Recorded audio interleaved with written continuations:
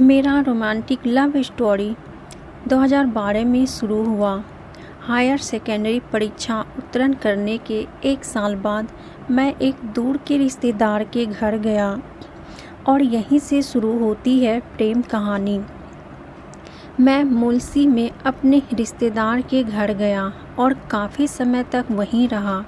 फिर एक दिन मेरे रिश्तेदार के घर से लगभग 1 मील दूर एक त्योहार मेला था और मैं और मेरी बहन उस मेले में गए। और जब हम उस मेले में घूम रहे थे तो हमने देखा कि एक लड़का मूल रूप से हमारा पीछा कर रहा था।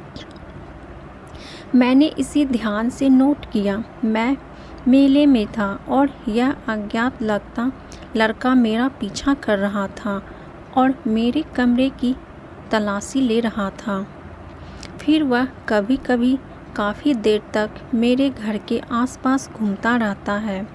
फिर एक दोपहर में और मेरी बहन एक खूबसूरत जगह पर बैठे बातें कर रहे थे, तभी वह लड़का उस दिन मिलने के लिए उस लड़के का पीछा कर रहा था आया और पहले मेरी बहन से बात करने लगा क्योंकि वह उसे जानता था। फिर मेरी बहन से मेरे बारे में पता चला और मुझसे दोस्ती करने की कोशिश करने लगी। फिर सामान्य बातचीत फिर से शुरू करे और कुछ पल बाद उसने मेरा फ़ोन नंबर मांगा, लेकिन मैंने उस वक्त उसे बचने की कोशिश की और उसे कोई फ़ोन नंबर नहीं दिया। फिर हम वहाँ से घर चले गए। कुछ विशेष समस्या थी और मुझे कुछ और दिनों के लिए एक रिश्तेदार के घर पर रहना पड़ा क्योंकि तब मैं बीमार हो गया था और बीमार होने के बाद मुझे अस्पताल में भर्ती कराना पड़ा था। इस बीच मेरे माता पिता डर गए और वे भी अस्पताल आ गए। मुझे उसी वक्त खून की ज़रूरत थी, इसीलिए मेरे ब्लड ग्रुप का खून उपलब्ध नहीं था और उस लड़के के परिवार के दादाजी का खून मेरे खून से मिल गया और उस लड़के ने यह देखा और मुझे खून देने में मदद की और मैं ठीक हो गया।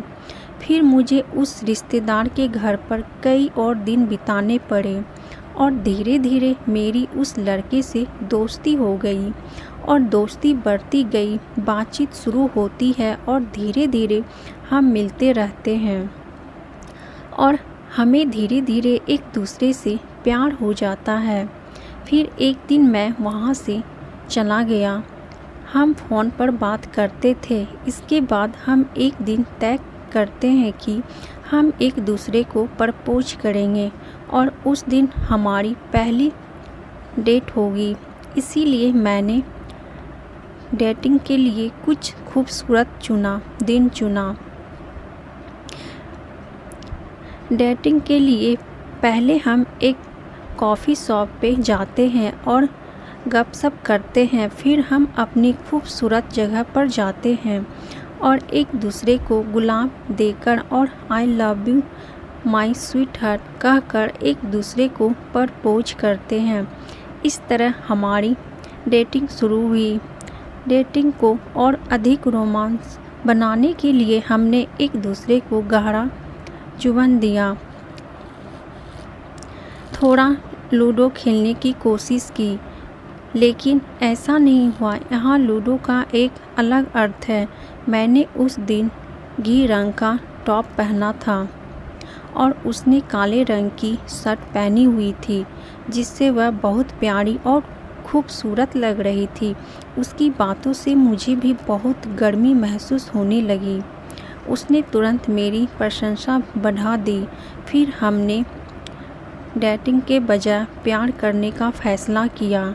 अपनी पहली डेट के बाद हम अलग अलग जगहों की कई यात्राओं पे गए और इस तरह हम बार डेटिंग कर रहे हैं। प्रत्येक डेट पर हमारे पास कई खूबसूरत पल थे। इस बार हम लगभग डेटिंग करते हुए पकड़े गए। लड़का मुझसे 5-6 साल बड़ा था।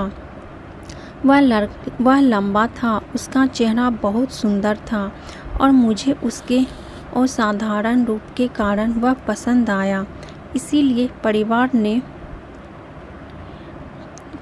ने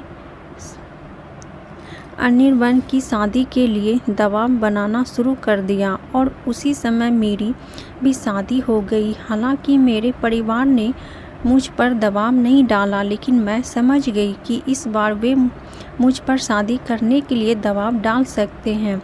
उसी समय अनिर्बन ने मुझे अपने घर पर बताया और उसके परिवार ने मेरे दूर के रिश्तेदार के परिवार को बताया और उस परिवार ने मेरे परिवार को बताया। इस तरह हमारी शादी हुई। पहली बातचीत शुरू होती है।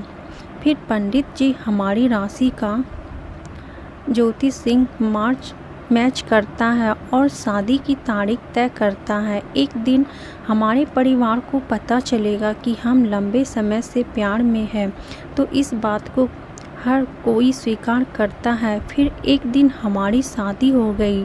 दोनों के जीवन की सारी इच्छाएं एक सूत्र में बंधी हुई है। फिर हमने अपनी हनीमून की रात बहुत अच्छे से बिताई, खूब मस्ती की और उस रात लूडो खेला। हमने एक दूसरे की इच्छाओं का सम्मान किया और उस रात भविष्य की सभी योजनाएं बनाए। सफल प्रेम कहानी का निष्कर्ष। इस तरह हमारा प्यार सफलता का फूल बन जाता है। फिर 1 साल के बाद हमें प्यार के संकेत मिलते हैं। मैंने अभिरूप नामक पुत्र को जन्म दिया। इस प्रकार हमारी प्रेम कहानी सफल हुई और समाप्त हुई। तो कैसी लगी दोस्तों आप सबको ये लव स्टोरी?